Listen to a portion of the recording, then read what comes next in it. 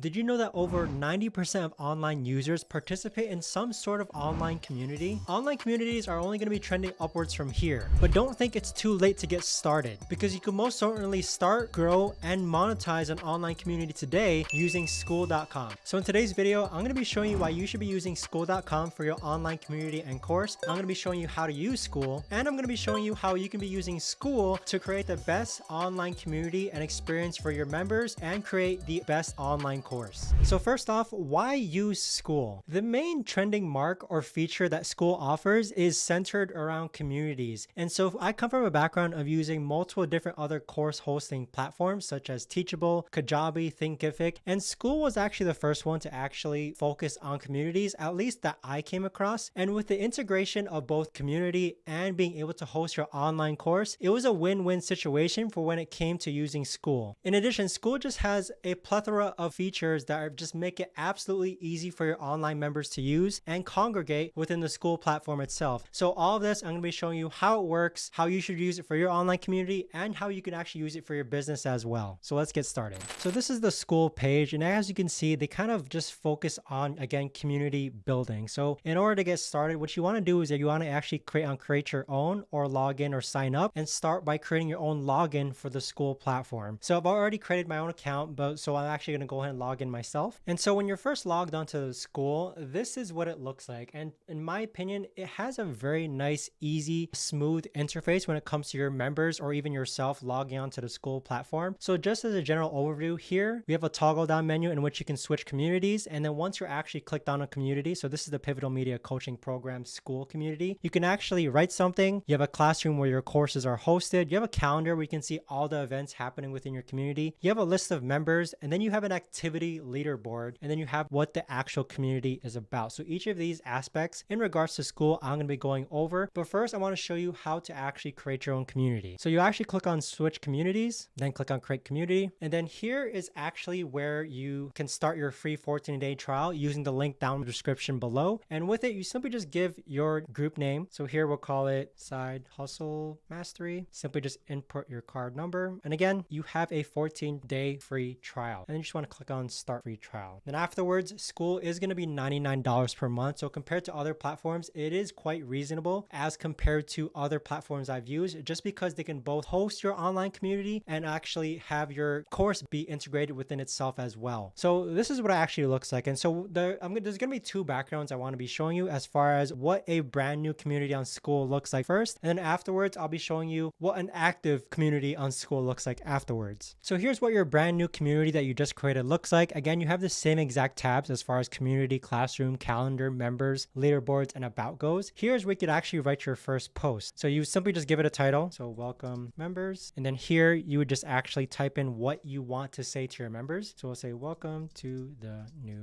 group. And then afterwards, you can either add attachments, add links, add YouTube videos, polls. You can even add action. It's kind of like a to-do list to add to this post that you want your new members to do. Then you've got emojis, GIFs, and then the cool thing about it is that you could actually create categories for the different types of posts that are occurring within your community. So first, I do want to just show you that this is the community tab. These are where all your mainstream feed discussions are going to be happening and being populated. But let me actually show you what it looks like from a more populated active community. And this is what that looks like. Okay, so here again, you can write something. Here you have different filter options for the different posts. So maybe I just want to see all announcements, and these filter options are all customizable. Okay, so depending, if you think about your online community, in which think about all the different ways or categories of topics that people are having, this is where this filter feature would actually come in which you can create filters for all these discussions to kind of be segregated. If you click on all discussions are going to be shown. Then you could also pin certain posts. So think about announcements of some sort. And then I have mine defaulted as far as you can sort it by recent activity. You can sort it by the newest post, maybe the best post this week. And then also you can filter it by watching, unread, or no comments listed under certain posts. So multiple different filter options would make it very easy to navigate what kind of posts do you want to read. Maybe you want to make sure that you answer posts which haven't been replied to yet. So that's where this filter of unread or no comment would actually come in handy. So another point here also is that here on the more tab, you can just see other or more filter options that you've created for a community as well. Again, here you just have the feed. So if you do want to reply on a post, you simply just click on it and then just comment on it. And then you have the same exact features in which you're able able to add links, add YouTube videos, GIFs. You can see all the people, right? So Cherry just posted a new video, and then with that, you have all these other people commenting back on this post. So overall, the community feature, it's just very easy for your members to use. It makes it very easy on the eyes to actually understand what's going on. On the right-hand side column, here you have the name of the community that you're in, how many members they have, how many are online, the admins, and then the leaderboard sidebars also shown here based on activity. So this activity's leaderboard, you can kind of use it for like events or contests, but I'll be going more on that later on once we hit the leaderboards tab. So moving on to the classroom tab, this is actually where you're going to create your course. So how to do that is that you just click on the classroom tab, and then click on new course. We'll call this Side Hustle Success, right? The course name is listed here. Then the course description. So this course is about running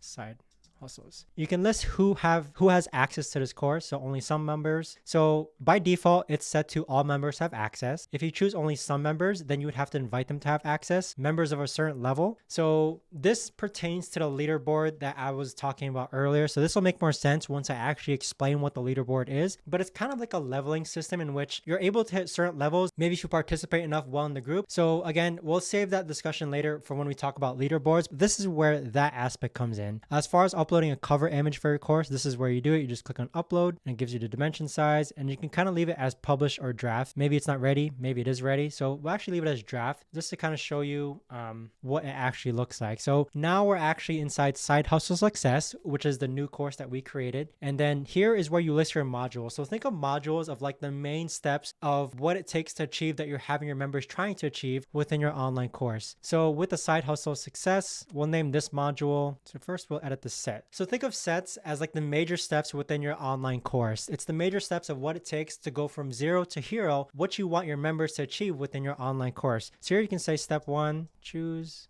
a side hustle. Click on save. So here we have choose a side hustle as one of the major steps, and then the modules are the actual lessons. So within this new module, we can say maybe one of the side hustles would be print on demand. Click on save. And if you want, we can add another module in the set. In this module, we can name it as, let's say, drop shipping, right? Click on save and then add another module. We'll just add one more module. And then for this module, we can label it as, we'll say Etsy plus. So here we have it. Okay, so on the top left, we have the name of the course, which is Side Hustle Success. And you can change this, all right, edit course, change the course name, change the description. Then we have the actual sets. So again, the sets are the major steps. So here you can change the name of the step. Maybe you want to add step number 1, click on save. Now, if we want to add another set, we can do step number 2, which is research. And there we have another set. So sets, again, are the categories of information, the major steps of what it takes to complete your course. And then the actual modules are the actual lessons within the course. Now, if we look at an actual module, when you click on edit, you can add a video, you can add some blurb or text. You can edit it also by H1, H2, H3 headings. And with that, you can leave it as published. Maybe it's not published yet, maybe it's still a draft, but it makes it very easy to kind of host your videos within the online Skool platform itself. So clicking on save, that's how you integrate your online course within Skool itself. They make it very easy. Now, as far as an actual student watching your online course, this is an example of the online course, and you can kind of see like you mark the lessons as marked as done to kind of show which lessons you've watched. And this is what it looks like when you actually have a populated module within your online course. So here's the video. You can see how long it is. You can see all the miscellaneous descriptions here. You can have a download link and other miscellaneous resources as well included within a single module. So again, you can add another course if you'd like, but here you have your main course. Here you have another course, and it just makes it very easy as far as students navigating. Maybe you have multiple courses. All of that can be included within the Skool platform itself. And the really cool thing about Skool is that it's just one price, no hidden fees. Everyone gets access to the same features when it comes to hosting their online community and online course within the Skool platform itself. Now, moving on to the calendar tab, here is something that I really like that a lot of online Skool platforms were lacking. So here's where you're going to see all your events. As a new community, I don't have any events planned out yet. So let me actually show you a more populated calendar. So here you can see all the events happening within this community, all right? And one of the really cool things is that it makes it very easy to actually add a certain event to your own calendar. So they do sync and integrate with Google, Apple, Outlook, Yahoo.com. It makes it very easy to make sure you get notifications on your phone when an event is about to happen. Here you can post the Zoom link on which the call is going to be hosted. Maybe you want to host it on Google Voices. But with that though, the cool thing about Skool is that it actually notifies you ahead of time when the next event is actually happening. So So here we have topics, titles, thumbnails is happening in 17 hours. Once the event comes closer, you could actually click on this and actually join in to make it easy for you to actually join the meeting rather than having to take all these different steps just to join on today's coaching call. So if you think about it from a member's perspective, if you're actively engaging your online community, again, you can see what discussions or coaching calls or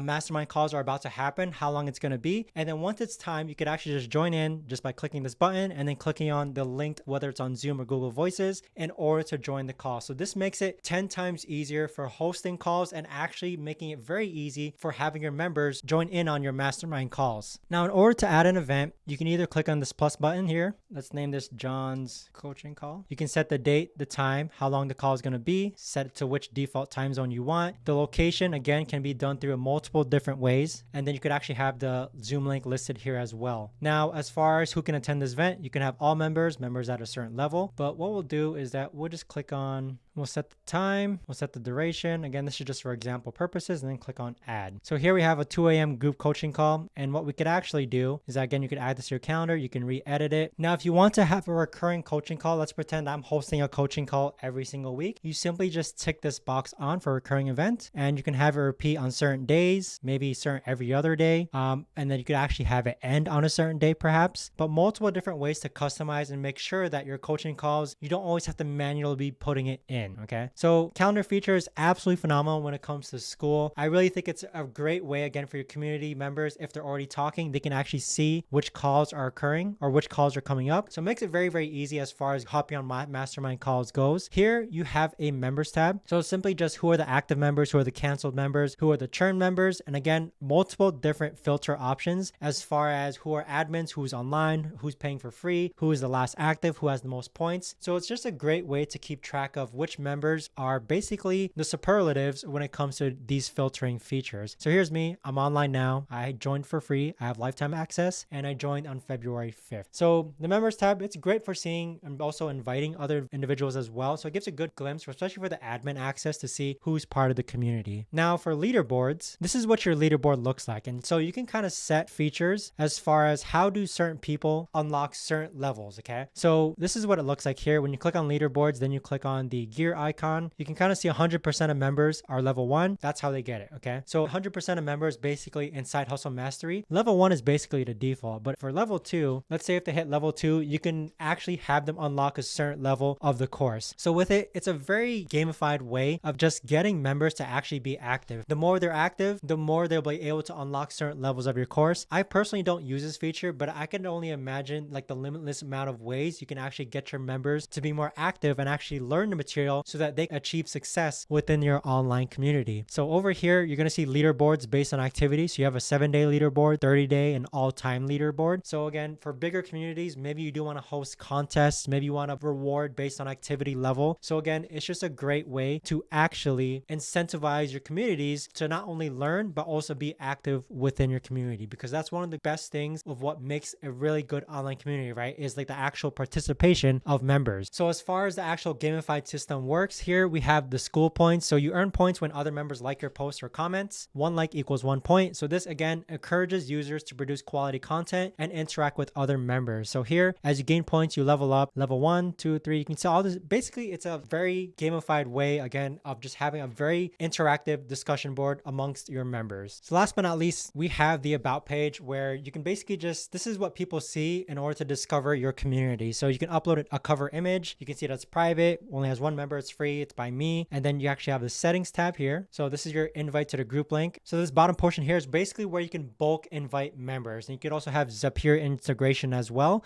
There's basically over 500 Zaps integrating Skool just to make using Skool a lot easier. Now moving to the top right portion of the Skool, here you see your private message. Here you see your notifications. On the user menu on the top right here, this is actually where you can edit your profile and settings. Now in regards to why Skool, again, I come from a background of using using Skool, and with it, there's just been some tidbits and basically obstacles when it comes to using other online course hosting platforms. The really cool thing about Skool is that not only, of course, you can host your online course, which is a very like standard thing a lot of online course hosting platforms can do, but now you have the community integrated within it. Before, it used to be like having an online digital course platform on one and then using a different line of communication as another. So before, it might have been having to use Thinkific plus Discord, or maybe had to been using Teachable plus a Facebook group. But now Skool just has it all in one together. And again, for the price point in which it's one flat payment, no hidden fees, all communities have the same exact features, it just makes Skool a very, very good way to host and build an online community. So with it, you have the integration of the actual course or new courses that you want to host within your community. So on top of that, they also may be logging in to actually interact with one another within the community tab. It's just a very ease of use for online members to not only watch your online course, but also to have your community interact with one another. So there you have it. There's an in-depth look as to how to actually host an online community within Skool and actually how to create your online course within Skool itself as well. If you want to watch how Skool compares to Kajabi, then watch this video next.